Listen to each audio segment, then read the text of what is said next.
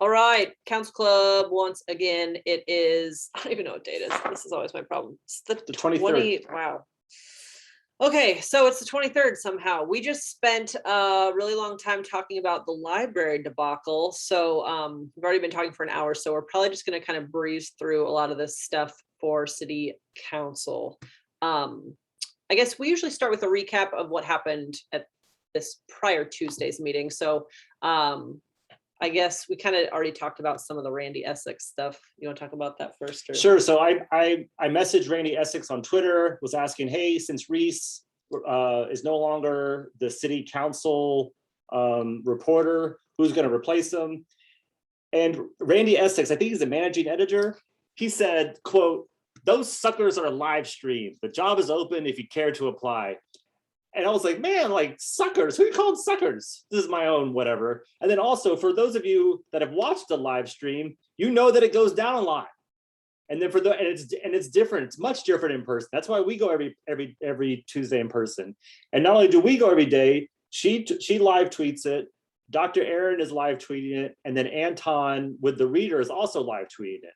So it's just laughable that he thinks that you can do proper reporting and coverage from the live stream. And then it also got brought up, I don't know if you guys know who Brian Smith is, but he made a good point that the Husker games are also televised. But that doesn't stop the World Herald from sending 7 reporters down to Lincoln for every Husker football game. So just a kind of comparison of coverage. Priorities. Yeah, Randy Essex went on to say that I did not say we would not have any coverage, and that he suspects the World Herald has far more city news anywhere else. And so I checked on that. Since Reese left, the Omaha World Herald did not cover the $3 million police helicopter, did not cover the Mike Boyle proclamation, did not cover the downtown TIF affordable housing. All of those stories were covered on KETV, WOWT, and The Reader. So he doesn't know what time it is. I kind of feel bad. It seems like he's in charge of a sinking ship. The newspaper is clearly in decline, but the job is open. If anyone's interested, I don't know what it pays. Yeah, come on down and report for the World Herald. Yes, do. Okay. The other thing that I think there was a fair amount of back and forth with, there was a lot of affordable housing, which is good. A lot of TIF requests for affordable housing. And there was a lot of back and forth with Councilor Johnson and Sydney Franklin of 75 North. And then another woman, Cheryl Weston, who was a proponent of these projects, but had a lot of questions and pointed out some kind of inconsistencies between applications and that sort of thing, and brought up some good points about, she said, this is great, there's going to be jobs created, but is it just minimum wage jobs or is it actually living wage jobs? Because what are you actually doing to uplift North Omaha? Because if you're just going to create jobs that are minimum wage, that's not helping. She also brought up, which I thought was important, displacement and replacement of residents in the area. One of the things that was kind of interesting, the big project that they're talking about on 30th and like Burdette with 109 new units or 108 new units, something like that, has been an empty lot for like a decade. So they're not displacing anyone in that particular project. There are some other ones, and Sydney Franklin did specifically say that the people that are going to be losing their homes in this next project have the first opportunity to move into one of their other developments. So I don't know, it's in my opinion, it's great that there's affordable housing that's coming up more often than not. I mean, I'm so sick of TIF for like luxury condos in Blackstone and that kind of shit, and casinos and like trailer warehouses and other weird stuff that we've seen with TIF requests recently. So it was, in my opinion, exciting to see several different TIF requests for affordable housing, and not just in North Omaha. 19th and Farnham is another big project that it's a 2-part deal. They're actually turning a parking garage into housing, which is the best in my opinion. They're also doing some historic preservation and doing something with maintaining another building and with a speakeasy in the basement. So anyway, there was like jokes about that from Festerson.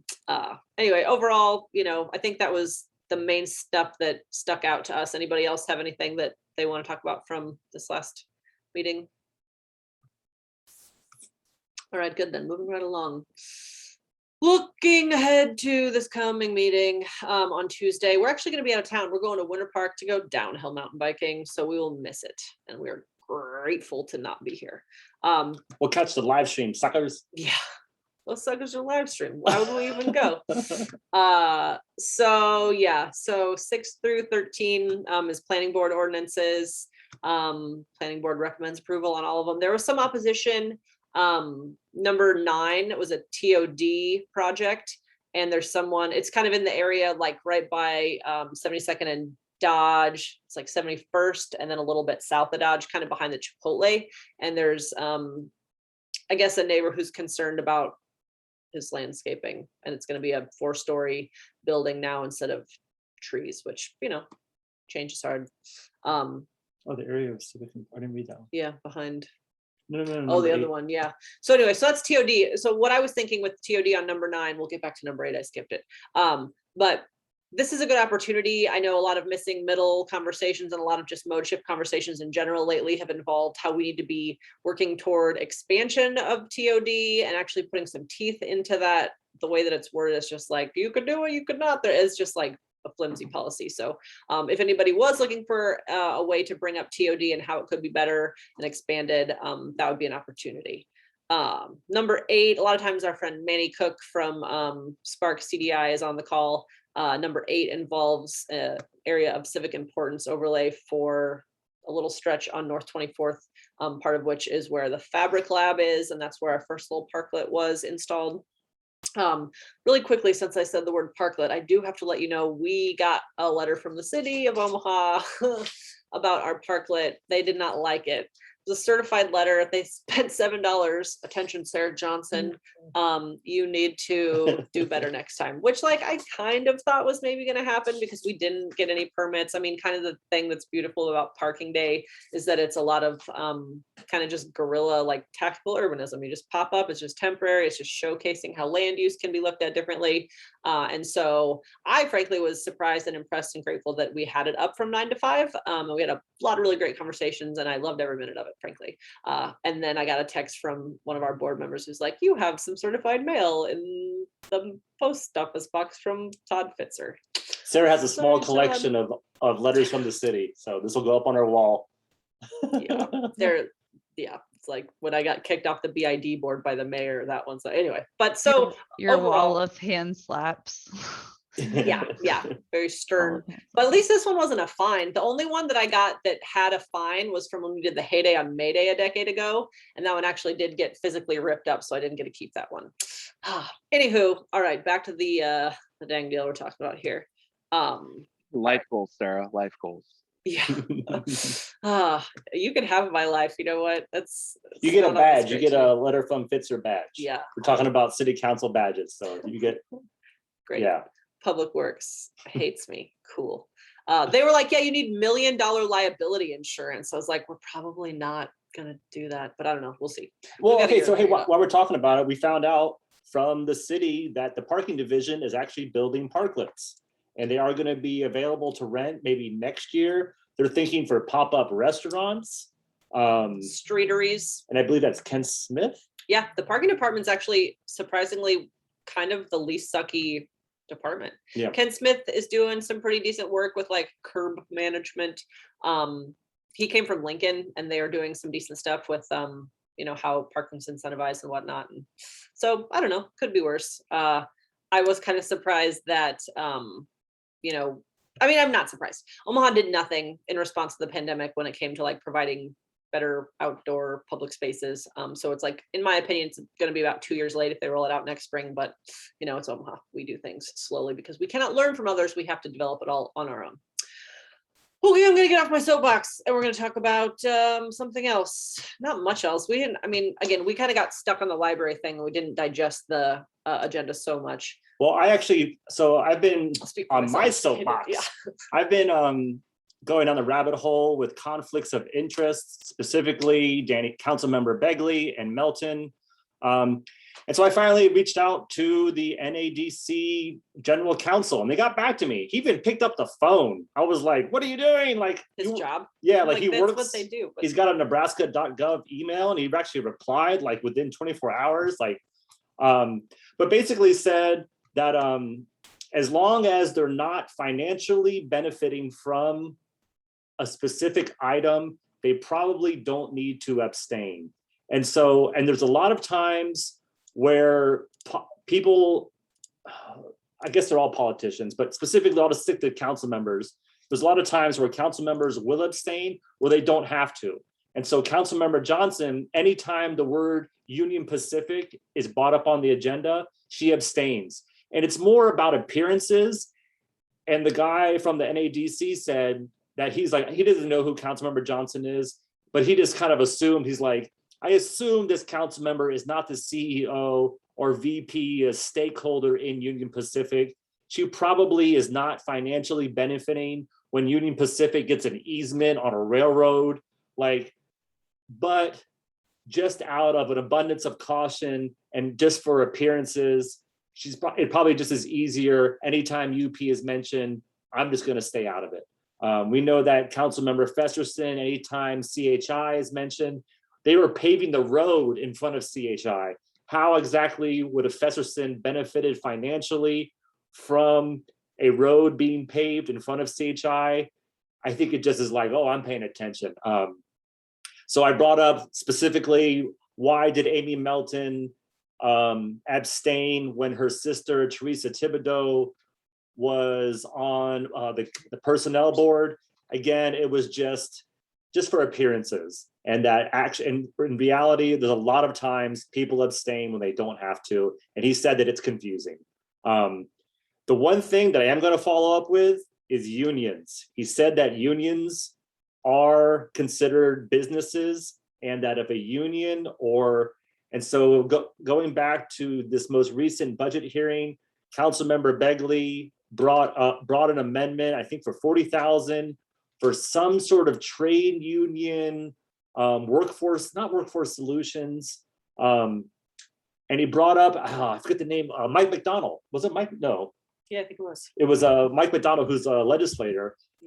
And they were super chummy. And I'm sitting in the meeting, Googling what these organizations are. Turns out Councilmember Begley is the treasurer of this union. And so the guy, the NAD said that if Danny Begley was giving money to a union that he's a treasurer of, that would be a financial benefit. So I'm going to follow. That's my one last holdout. But then, so for those of you that don't know, Danny Begley's brother is James Begley. He is on the MUD board.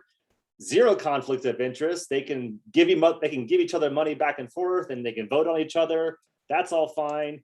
Danny Begley also works at OPPD. That's fine because he's not the CEO. He's not a stakeholder.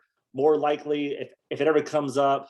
And so on this week's agenda is an amendment or something with the Papio NRD.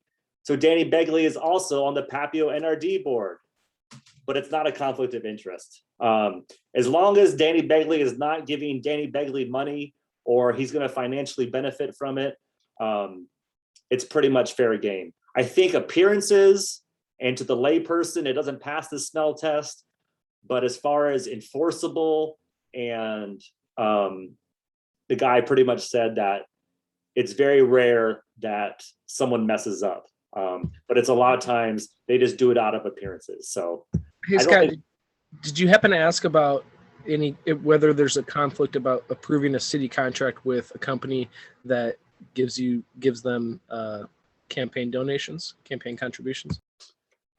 I did not ask that, but from my conversation, it sounds like everything's fair game. Yeah, also no way would that be a thing because they approve so many contracts all the time and they all line their pocketbooks. Like they wouldn't be able to vote on anything. Yeah, and specifically, I'm just thinking of like the Crossroads TIF. I made a spreadsheet with campaign contributions from Crossroads TIF developers. I forget their names, but in total, I think like 70,000, and they basically donated to every city council member and the mayor And obviously none of them abstained. So yeah, I think it's just like, that's how deals are made. Like, I scratch your back, you scratch mine. It literally have to be giving money to yourself, or a business you're associated with, or your children. That's what they consider immediate families, basically just children, not brothers and sisters, not parents. Oh, and spouses. So a lot of times Brinker Harding will abstain whenever TAC architecture is brought up, because his wife is the principal at TAC Architect. And whether or not she's benefiting, and there has to, the part about financial benefit is kind of, I think it has more to do with appearances. And so out of an abundance of caution, he usually abstains, but you can get, yeah, I think it's fair game. You've got money, go ahead and give it, and it won't be a problem. So yeah, that was all my research. It doesn't matter. I don't know, I learned. I got really excited. Like, I was like, oh my God, Papio NRD is on it. So if anything, I think it will be an opportunity. So this is item number 29 on this week's agenda. It would be an opportunity to say, hey, Begley, you can't be at both meetings at the same time. So the Papio NRD meetings are Tuesday, the second Tuesday of every month.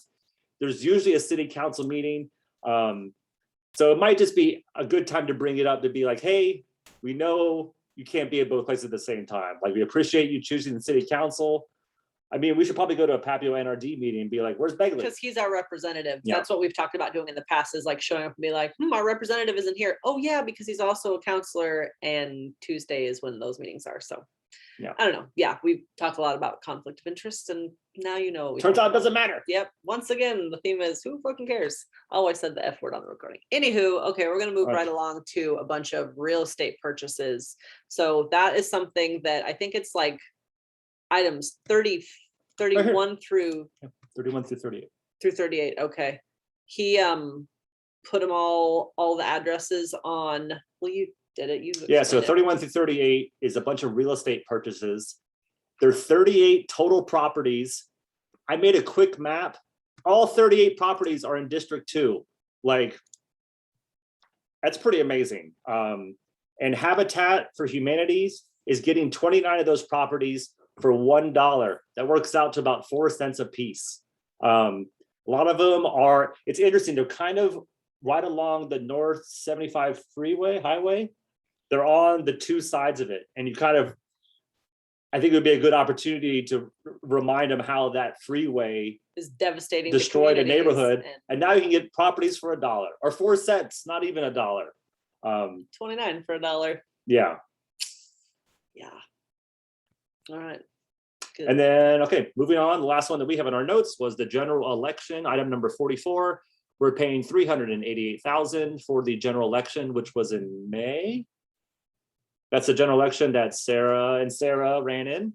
And so that's adding, the primary was 600,000. So we're right at about 999,000 for the elections. And so last time when the primary was on the city council agenda, one of our council club members, Cindy Osdeck, brought up the ranked choice voting. And so Festerson will he might let you speak for a couple of seconds out of order. I do think it would be a good time to bring up how we pay more and get less. So if anyone wants to speak. What did she bring up last time? Cindy Osdeck, am I saying it? Is it hyphenated? Yeah, Osdeck Maxwell. Yeah, she brought up just that ranked choice voting would get us a better bang for our buck, basically. Yeah, but I believe she's a volunteer with Rank the Vote Nebraska, working with Senator McCollister on that. But they let her speak for a minute before they kind of said, okay, you're out of order. Yeah, we've definitely brought this up before, how much different it is to watch President Festerson run a meeting than it was when Jerry was at the helm. It's just a very different meeting. Like whenever anyone would speak pretty much under Jerem's rule, the light would go on. You'd have 3 minutes to say your piece. The red light went on. He'd cut you off. You're done. Festerson does not use the lighting system. He just kind of lets people ramble. I think one time we clocked someone who had over 20 minutes, Yep. 28 minutes or some shit to talk and didn't get cut off. So it's just things that we notice and talk about at Council Club. But yeah, if you want to bring that up, this would be a way to get that in for sure. Did anybody else notice anything else on this coming week's agenda that caught their eye? We didn't go all the way through all of the I stopped at non-action. yeah, we usually, once we hit non-action, sometimes we stop when we run out of time.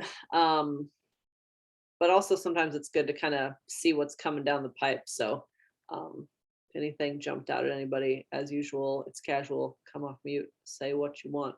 See more TIF down here, 406 Woolworth Ave.